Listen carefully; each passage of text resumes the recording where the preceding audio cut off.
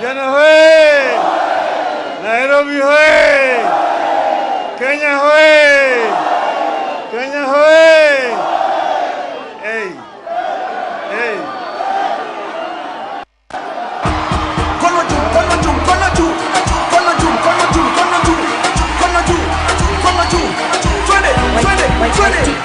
Vijana munataka nani? Baba. Na wazee munataka nani? Baba. Iwa mama munataka nani?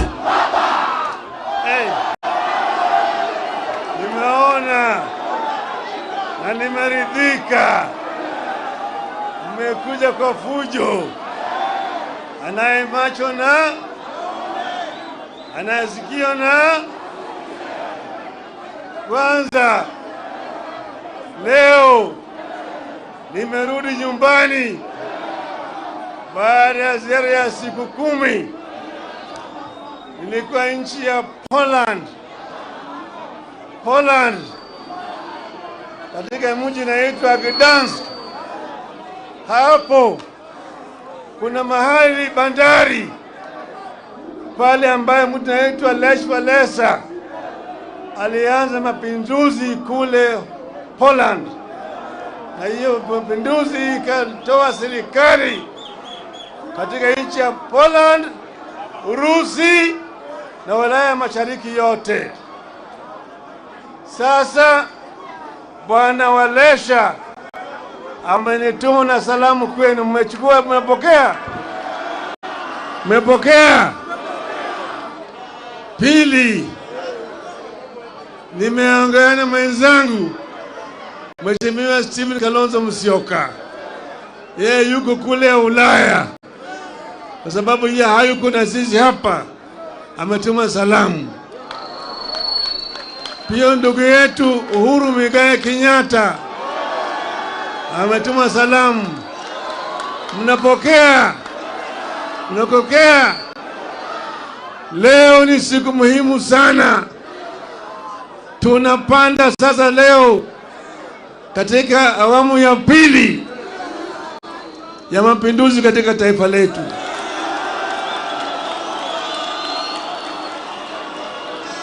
Kwa hivyo nataka mniruhusu kwanza niongee na dunia mzima, nieleze sababu gani nataka kufanya.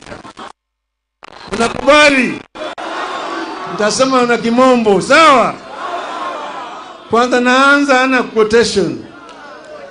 Woe to those who make unjust laws, those who issue oppressive decrees, to deprive the poor of their rights and withhold justice from the oppressed of my people, making widows their prey and robbing the fatherless. What will you do on the day of reckoning, when disaster comes from afar? To whom will you run for help? Where will you leave your riches? Unquote. That is Isaiah chapter 10, verses 1 to 3.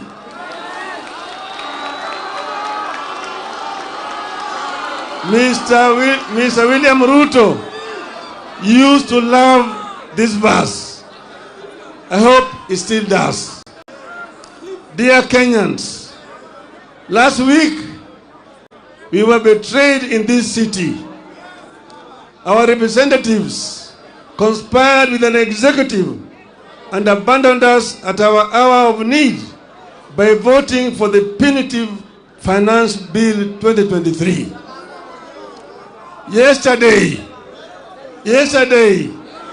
Mr. William RUTO endorsed this betrayal by signing the Finance Bill into law. We did everything that could be done to have RUTO listen to us and avert the confrontation over taxes. We petitioned the authorities and institutions. We demonstrated. We prayed in the house of worship. We begged to be heard. We sought amendments, and we pleaded with the members of parliament to stand up for us. Our petitions were thrown to the dustbin by RUTO's tyrannical hands. He slighted our pleas and violently dispatch our petitioners. Effective next week, therefore, fuel taxes rises from 8% to 16%. We will pay housing tax whether we need a house or not. The cost of basic goods, which has been weighing Kenyans down, is going up from next week again. At a time like this, silence would be a betrayal to the country. Silence would be treason.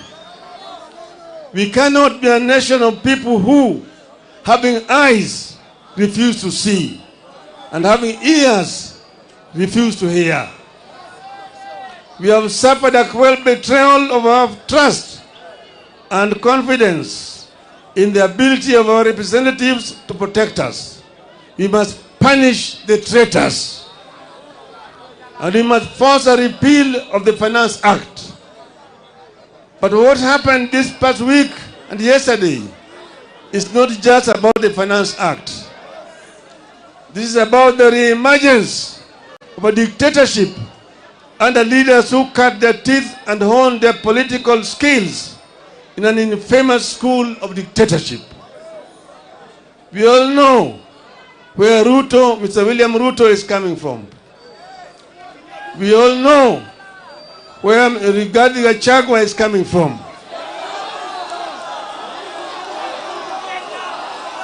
In the run-up to the vote on the bill, more than 90% of Kenyans rejected it.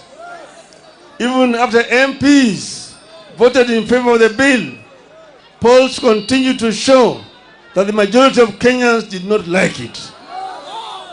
However, true to his character as a dictator, RUTO proceeded as if Kenyans had not spoken and imposed punitive taxes on us without our consent. That is contempt for the people. In a democracy, few individuals can use government as their tool against the people. The idea that only the wishes of RUTO and Gachagua matter in this country today must attract a very heavy price. RUTO is testing the limits of his illegitimate power. RUTO is testing whether we still have the will, energy, and resolve to fight remnants of dictatorship. After stealing our election last year, RUTO now thinks he can steal anything and get away with it. We have to stop RUTO, and we have to stop it. We have to do it now. We must tell RUTO in no uncertain terms that he has stolen enough for the owners to notice, and he has no more room for stealing the wishes of the people. This gathering must provide an unmistakable response to RUTO and those who think like him, that we are willing and ready to do whatever it takes to roll back dictatorship. This gathering must make it clear to RUTO and all those who are nostalgic about the dictatorship of the past that they will pay a heavy price for their unfortunate experiments. You have some bad news from Mr. RUTO. The betrayal in the city has seeped into every village in Kenya. It has united Kenyans better than any government ever would. While the betrayal has shattered our faith in government and parliament, it has strengthened our faith in ourselves and our power. Consequently, RUTO and all those who think like him are going to learn the painful way never to mess with the people's food, fuel, and freedom.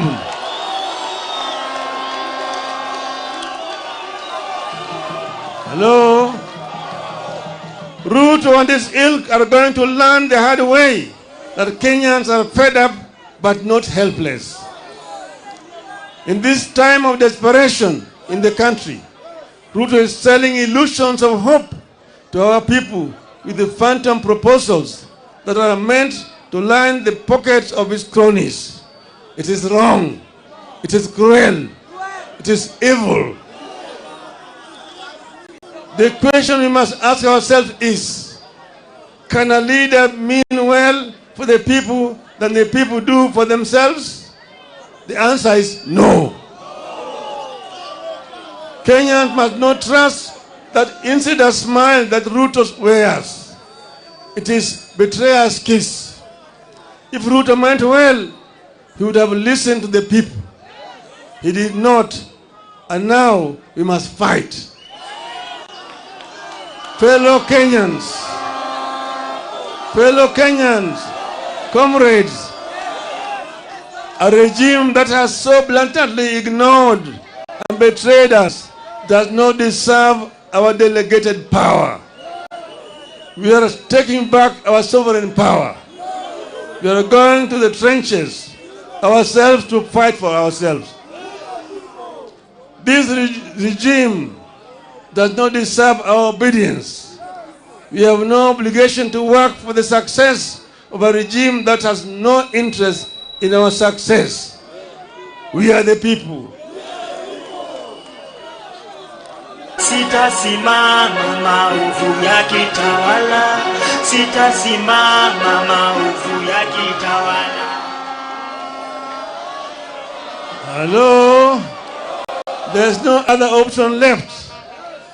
We must fight.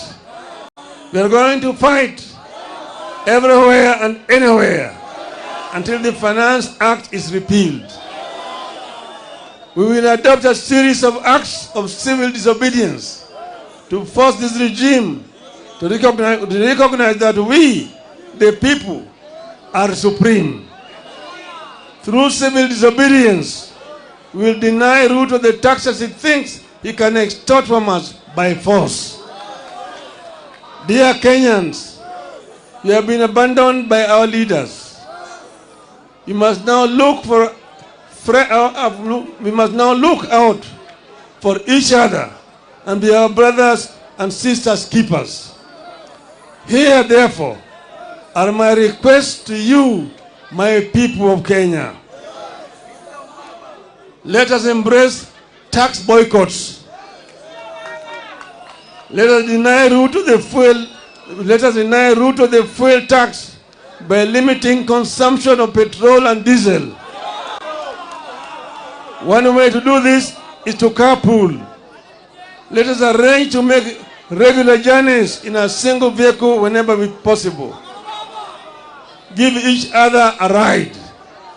Cut down on non-essential travel. Walk instead of driving whenever possible.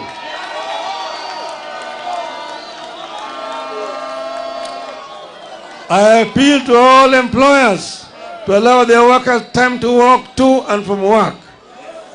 I appeal to matatu owners to support tax boycotts. While observing safety measures, maintain the current fare, but double your carrying capacity as part of the civil disobedience. Our police officers should support our call by allowing matatus to carry above capacity at current costs so that Kenyans can commute. Niko tayari kulipa gharama Hello? I appeal to businesses to disable or avoid electronic tax registers, make nil returns on VAT, and instead give discounts to customers.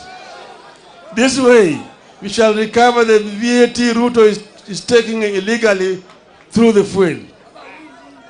I appeal to employers to ignore the punitive deductions of employees' salaries that will only line the pockets of RUTO strategically placed cronies.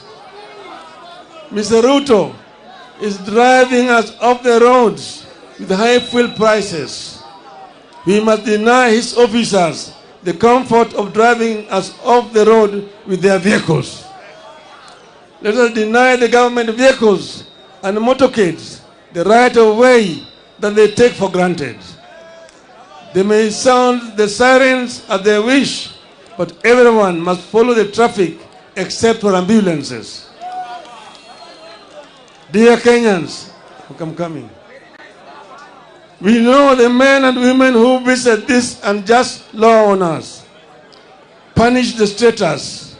Let us name, shame, follow and isolate the traitors at every turn. Let us picket their public and private offices and their homes until they join the call to have the Finance Act repealed. Today, and with absolute respect and humility, I'm reaching out to the online community in the country and diaspora, the famous Kenyans on Twitter, the content creators and the TikTokers. I have a request to you. Let us gather and share information about the traitors, their Twitter and other social media accounts, telephone numbers, and email addresses, and use this to show the oppressors that power belongs to us, the people. Finally, I appeal to our performing artists. Let our songs and music be a source of pain to the traitors. Let our songs and music a source of pain to the traitors. Let our music carry our disappointments and support the fight against RUTO and his contemporaries until RUTO learns to respect the people.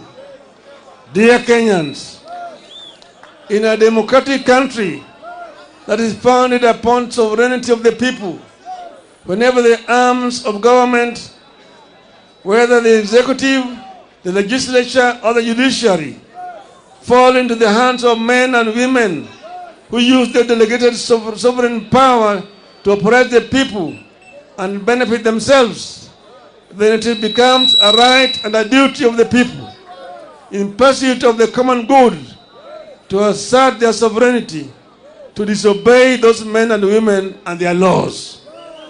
We are asserting our sovereignty. Civil disobedience begins with personal actions. We begin today, and we will continue progressively, discreetly and publicly, culminating in the official start of massive countrywide demonstrations.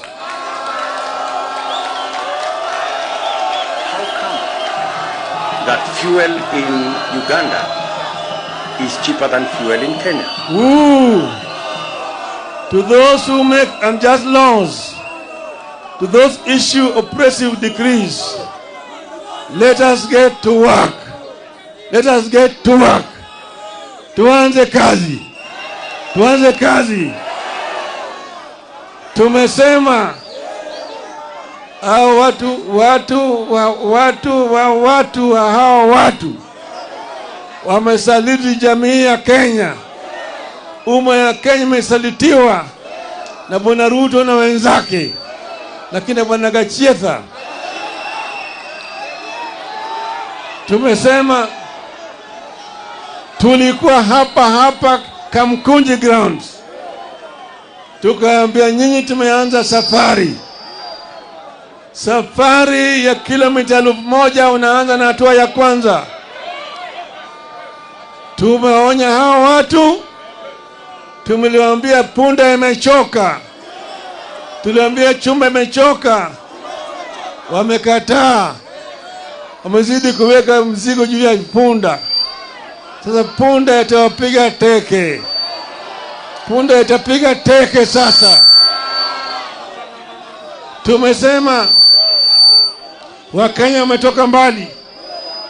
Mzungu walijaribu, lakini Wakenya wakale walisimama imara, wakamwambia mzungu, patia mbali, tutarudi Ulaya. Mzungu alirudi Ulaya. Ikaja serikali ya dhuluma. Bili serikali ilikuja hapa yafuata Nyayo na kadhalika. Tukasema hata wewe utatoka. Nyayo walienda, sivyo? Kama wale walienda, wewe ni nani? Wewe ni nani? Sisi hatuwezi kutishwa na watu wachache. Hatuwezi kutisha na watu wachache ambaye waliiba kura zetu. Tunajua vile waliiba kura zetu. Tukawaambia Wakenya wanataka namna hii na wao hawalewi. Sasa imefika kiwango wakati wanatakana Wakenya wasimame imara. Waonyesha hao watu ya kwamba Wakenya si punda zao. Wakenya wanaweza kuleta mabadiliko. Tumesema kwa kimombo hapa, tunatoa ile uwezo ambaye sisi kama wananchi tuliwapatia hawa watu. Hiyo uwezo inarudi kwa mkono ya wananchi. Wewe ni mwananchi. We are the people. Semani, we are the people. We are the people. We are the people. Inua mkono, we are the people.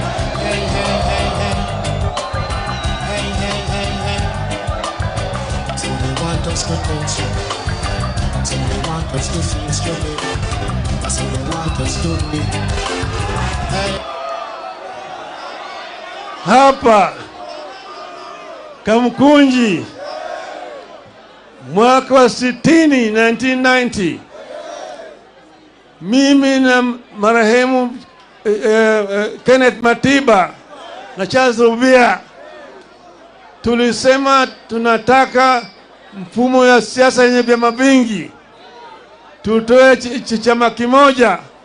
Nyayo walikataa, akasema Kenya is not ready for multipartyism. Itachukua miaka 100 kabla Kenya haijarudi kwa multipartyism. Tukasema tuende Kamkunji tuulize wa Kenya. Wakakataa. Tukasema tarehe 7 mwezi wa 7 tutaenda Kamkunji. Wakasema haiwezekani. Tukasema tutaenda. Tarehe 2 mwezi wa 7 jioni wakaenda kwa Matiba na Rubia, wakachota wakapeleka ndani. Siku 2 baadaye tarehe 4 wakaja kwangu wakanichota. Nikamwambia mimi niko tayari. Wakanipeleka ndani. Lakini Wakenya walijitokeza siku hiyo. Matiba yuko kamiti, Rubia yuko kamiti, Raila yuko kamiti, lakini Wakenya walijitokeza. Walitoka wakaja hapa. Walipigana hapa na polisi. Watu karibu 50 waliuawa siku hiyo hapa Kamkunji. Lakini mwishowe ililazimisha Nyayo kutoa Matiba, kutoa Rubia, kutoa Raila na kufungua katiba na kurusha ile section 2 mbali, sio? The power is with the people. Kwa hivyo leo mimi nataka kufundisha RUTO. Tutafundisha RUTO mafunzo hapa. Hajaelewa. Tutamwonyesha. Tutamfundisha. Na Bwana Kachietha, Kenya is bigger than you all. Kenya is bigger than all of you. Mimi nataka ni nyinyi muine mkono. Mimi mzalendo wa Kenya, na hapa kwamba niko tayari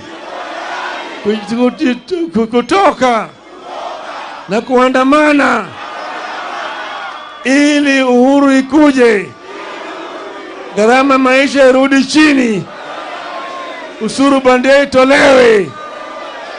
Mwenyezi Mungu nisaidie. Niko tayari kulipa gharama, sitasimama maovu ya kitawala, sitasimama maovu ya kitawala. Ufisadi, ubinafsi, ukabila, kuuza sura, wataki kuuza sera. Undugu ni kufaana, sitasimama.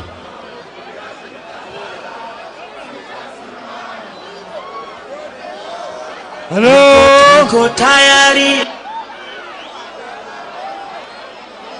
Hello. Mama Shujaa Martha Wangari Karua. Kamkunji oye! Kamkunji oye!